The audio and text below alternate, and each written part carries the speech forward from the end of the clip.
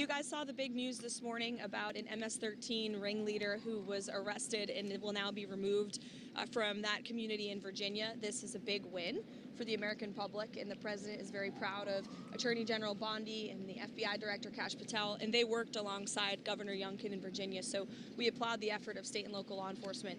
This was a very violent individual who was picked up in a home with 5 children present. So our communities are safer this morning, and it's a good day for our country. I'll take a couple of questions, and then I have my morning meetings. Do you have an update on the status of the internal investigation that you described yesterday into the signal? Not this morning, but we've been incredibly transparent about this entire situation, and we will continue to be. Karonline, the president announced auto tariffs yesterday. He's also alluded to other tariffs, lumber, pharmaceutical drugs. Can you give us an expectation of the timeline? Are those part of next week's package, or are they more the week to follow? When should we expect those? Sure. Well, I won't get ahead of the president on any additional tariffs. As you know, on April 2nd, there will be the reciprocal tariff announcement, which is going to focus on countries, particularly that have been ripping off the United States. The president said yesterday he thinks that some of these numbers will be more conservative than many people are expecting, but we're going to make sure that American workers are put first, and we're ending the unfair trade practices that have been hollowing out our middle class for decades.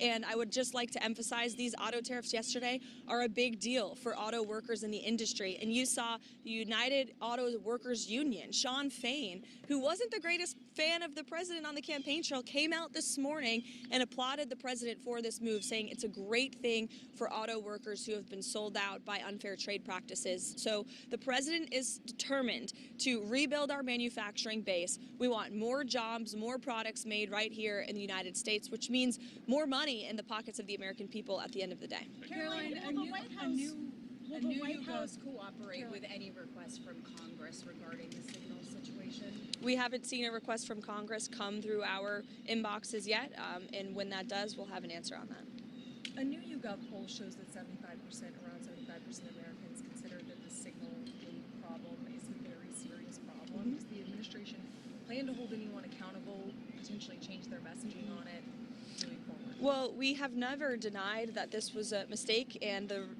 National Security Advisor took responsibility for that. And we have said we are making changes. We are looking into the matter to ensure it can never happen again. But of course, the president has put together a team. Look at the Secretary of Defense, Pete Hegseth, who was voted in by the United States Senate, putting our warfighters first, making the world a safer place for the American people and for all people. And we're going to stay focused on that. And I think the arrest of an MS-13 gang leader this morning speaks volumes about the competence of the president and his team. Thanks, guys.